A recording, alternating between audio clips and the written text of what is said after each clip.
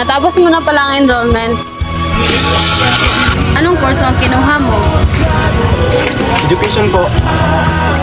Gusto mo pala maging teacher. Inay, kung makakapagtapos ka. Kasi sigurado naman akong tatamarin ka. Tatamarin ka tulad ng tatay mong batugan. Kasi kung ano ang puno, yun din ang bunga. Hindi ho batugan ng tatay ko. Ano sabi mo? Hindi ho batugan ng tatay ko. Magsasaka lang po siya, pero ginawa niya ang lahat para mabuhay kami.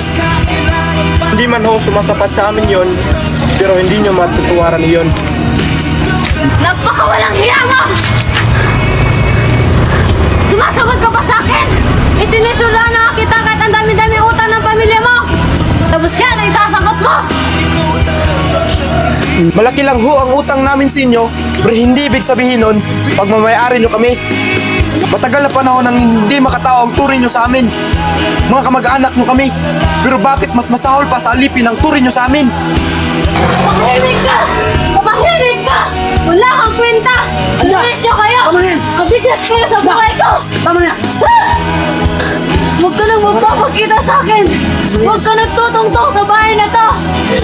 Hindi ka na makakatangkap ng iisang kusing! Ikaw! Kayong lahat ang pamilya mo! Anda! Anda! Anda!